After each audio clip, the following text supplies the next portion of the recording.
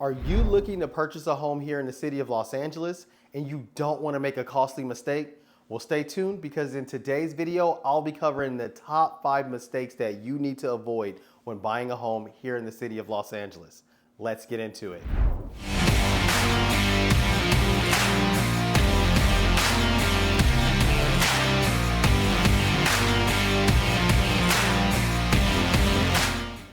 Hey guys, welcome to the channel, Living in Los Angeles. My name is Theus. I'm a local real estate broker right here in the city of Los Angeles, and my passion is helping folks just like you learn everything you need to know about moving to the city of LA. So if you're here to learn more about moving to Los Angeles, go ahead and hit that subscribe button and hit the notification bell so that when new videos come out every week, you will be notified. Every single month, my team and I help folks from all over the world relocate right here to the city of Los Angeles. So if you're interested in getting into the LA market, I highly recommend you schedule a Zoom consultation. We'll hop on that Zoom call, we'll discuss your particular situation, and I will help you come up with a plan that will help you have a smooth transition here to the city of Los Angeles. So in today's video, we'll be discussing the top 5 mistakes that you need to avoid when purchasing a home here in the city of Los Angeles.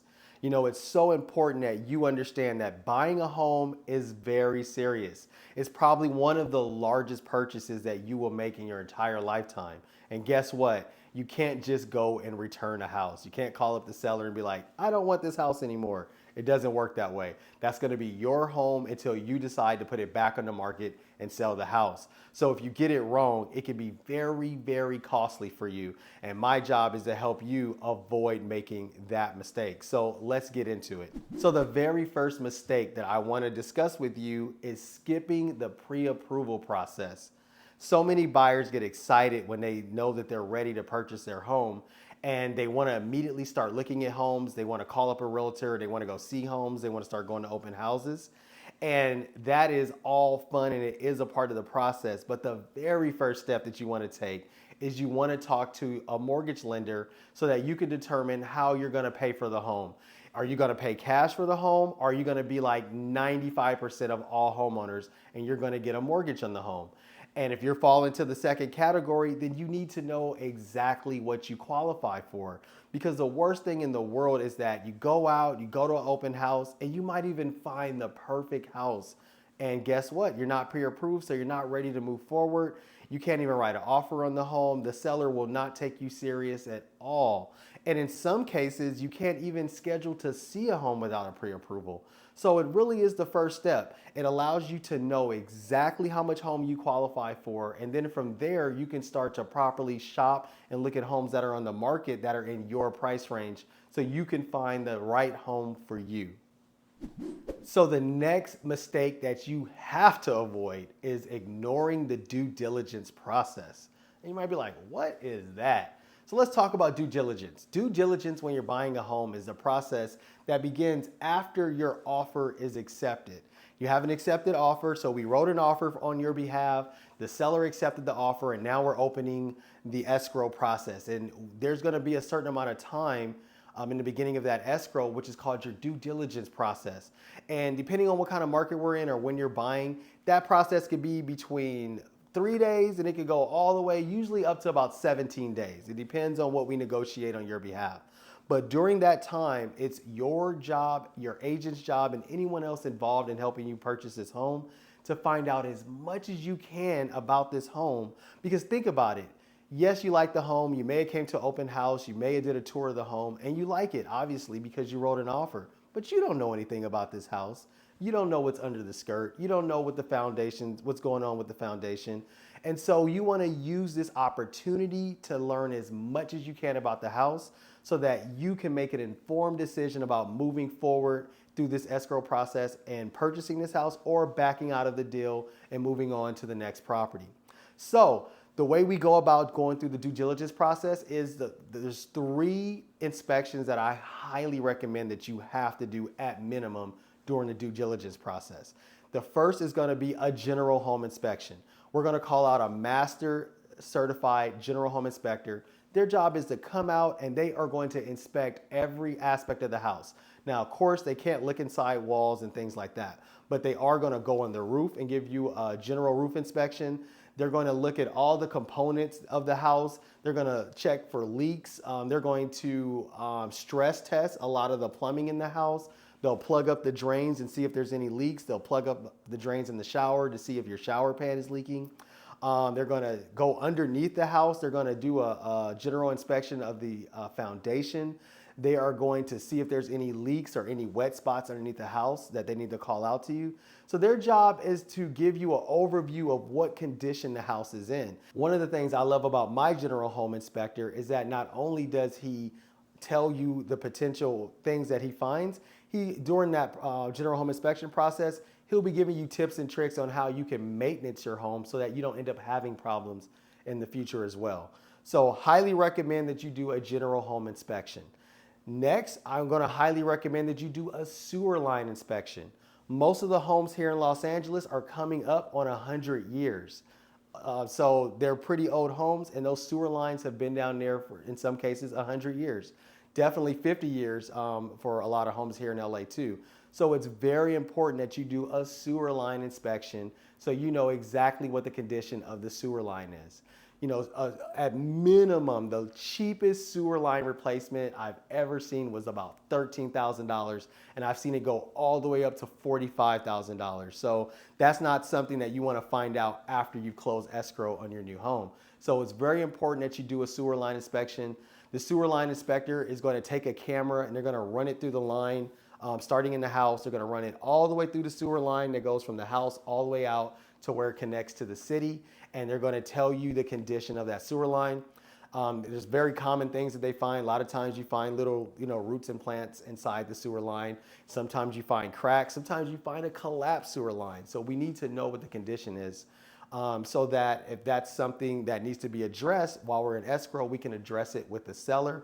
Or if it's a situation that's so bad it just doesn't make sense for the deal, then we can always cancel the transaction before the end of our due diligence period. So sewer line inspection is the second inspection I highly recommend that you have to do when you're purchasing a home. Now, the third inspection that you have to do is going to be a termite inspection. That's really important because here in the state of California, every single home has termites to some degree. It's just all a matter of how badly the home has them and where in the termite cycle we are with this home. It's recommended that every 10 years a home is tinted for termites. And so some people follow that schedule, most people don't. So we need to have a termite inspector come out and let us know to what degree the termites are in this home. Do we need to tint the home, or is there just a couple of little things that we can do? Or maybe, the home was recently tinted and there's no problems at all, but you need to know before you move forward and complete the transaction. Now, those are the three basic due diligence inspections that I definitely highly recommend that you do. Now, during that process, other things may come up. So while the general home inspector is doing his inspection, he does see a leak under the house, and he's going to let us know, hey, you're going to want to call a plumber out here. So this plumber can give you an estimate on how much it will cost to repair this and tell you how serious of a problem it is. They might see some electrical issues and they'll recommend, hey, we need to bring an electrician out here. They may even see that, hey, the foundation doesn't look that great. You need to call a foundation inspector. So those would be additional inspections that you would make a decision on if you wanted to have done while you're in the due diligence process. Not only that, just inspecting the home, we can do a survey site inspection where they'll come out and actually measure the boundaries of the home.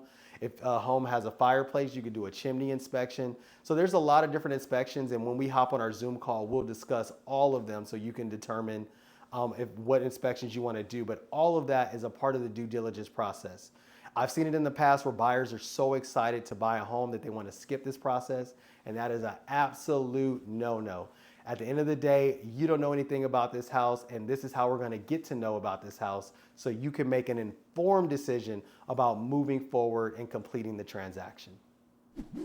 So the next mistake that I want you to avoid is waiting to buy a home. Now, this is very common because So many people, especially if you're watching this video, that means that you love to do research online the same way I do. And I like to get a lot of my research from watching videos just like this. And there's so many talking heads out there that are telling you to wait on the sideline, the housing market is about to crash and all this stuff. And if you've been paying attention for some time now, you'll see that a lot of the things that you hear these people saying aren't happening. Right? So here in Los Angeles, we have seen a slight decline in home prices, but that is due to the fact that interest rates has gone up. So there's so many people that are actually waiting on the sidelines and they're waiting for this housing market to crash, and it might not ever happen. And the one thing that does happen in this business by waiting on the sideline is that it will cost you money. If you can afford to buy a home, so you've already gone through the pre-approval process and you've talked to the lender and you come up with a price point and you are okay and you can afford those mortgage payments, then it's time to go and find a home as soon as possible. Because at the end of the day, there's not a lot of inventory right now. We're in a situation right now in 2023 where a lot of homeowners refinanced their home back in 2020 and 2021 at record low interest rates, and they don't want to sell those homes and get out of that low interest rate to go buy a new home and to get into a higher interest rate. So there's not a lot of inventory on the market. A lot of sellers are not selling right now. So with that said, the ones that have to sell because life happens, they have to move to another state, or someone may have passed away in their family, or just all a myriad of things that could take place that causes someone to have to sell their home. Those sellers are still going to have to sell. And when those homes come up on the market, if you find the right home, you want to pull the trigger so that way you can lock in the price that you have right now with the mortgage that you can afford, so that you can lock that in. You have it, it's your home, you're making your monthly payments, and everything is well.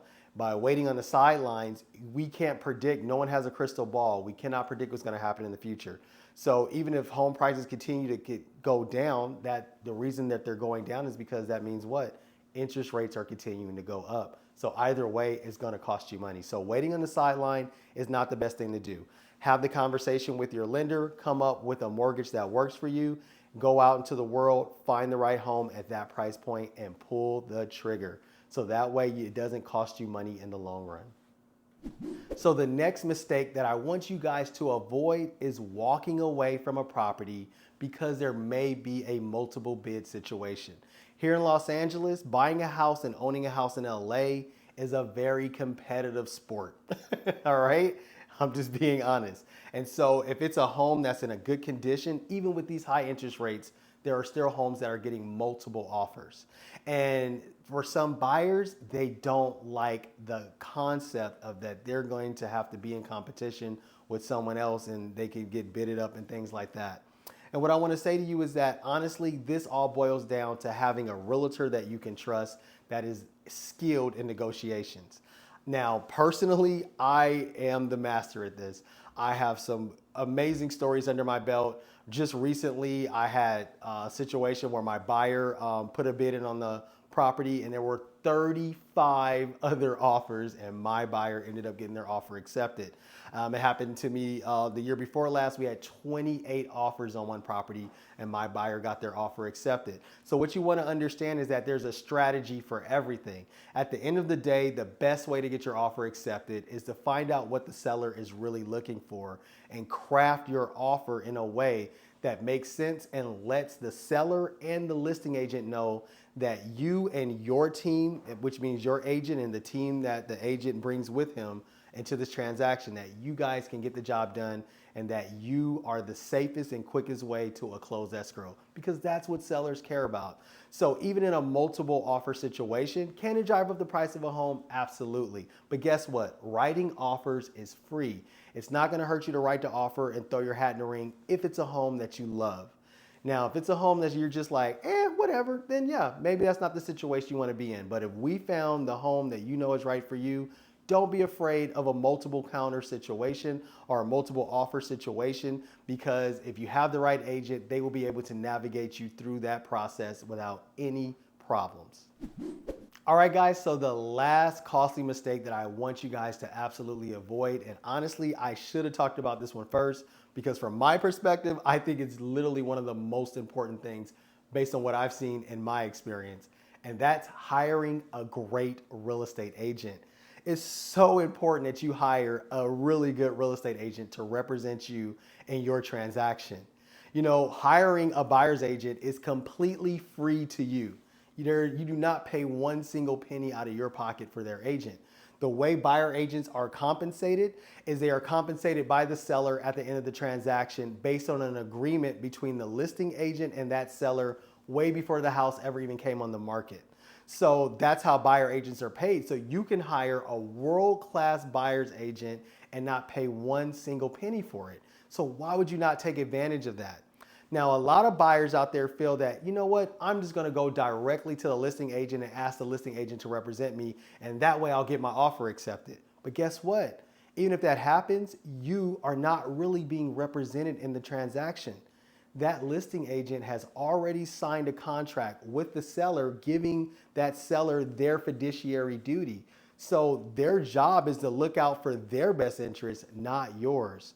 So why would you do that when you could have your own agent and his only job is to make sure that your best interest is represented so that you can get the best price for the house, you can get the best terms for the house, you can turn over the house the way that works for you best when you have somebody negotiating on your behalf.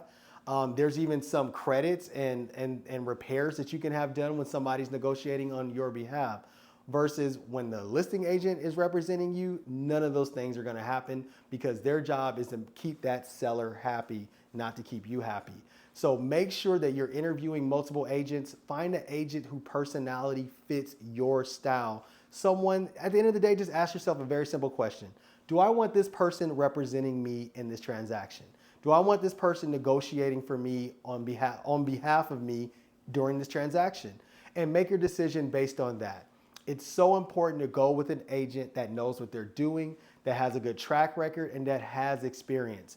I've heard others say, you know, it's okay to go with a new agent because a new agent's gonna hustle. And that's true. I was a new agent once and I hustled and I still hustle. But at the end of the day, what separates the real estate agent from 2008 to the real estate agent of 2023 is my years and years of experience. I have literally been through everything multiple times. And for most scenarios that can come up in a real estate transaction, I have a solution because I've already been through it. And guess what? And if I don't have the solution, I know someone that absolutely does. And that comes with experience. So from my perspective, you really should try to go with someone that's experienced. But also, it's really important to go with a neighborhood specialist. If you know exactly what neighborhood that you want to go with, then you want to find someone that has sold and knows agents in that neighborhood, because a big part of real estate, especially here in Los Angeles, is relationships. And I'm the type of agent that when my name shows up and the agent sees it, because of my track record I have, they want to go into escrow with me because they know that most likely my buyers are ready. I've already put them through my process and we're most likely going to close. And that's the most important thing to a seller and to the seller's agent. Is this buyer and is this buyer's agent someone that can get the transaction closed? It really does boil down to that. And the way you establish that as a realtor is through relationships and through your experience. So you definitely want to have a realtor that is experienced, that has great relationships, that knows the neighborhood well. And that's the absolute number one way that will cause you to avoid making costly mistakes when buying a home in the Los Angeles real estate market. All right, guys, so we've talked about the top 5 mistakes that you need to avoid when purchasing a home here in Los Angeles. So if you have any questions about any of the topics, or if you want to dive deeper on any of them, feel free to reach out to me in the comments. And if you or someone you know is interested in moving here to the city of Los Angeles, my team and I would love to represent you in your transaction. So feel free to reach out. You can call, you can text, you can email, or go ahead, schedule that Zoom consultation below. We'll hop on that Zoom call. We'll discuss your unique situation and we'll come up with a game plan that works perfect for you. That's all I have for this video, guys. If you have any questions, please feel free, like I said, to reach out, and I'll see you guys in the next video. Bye-bye.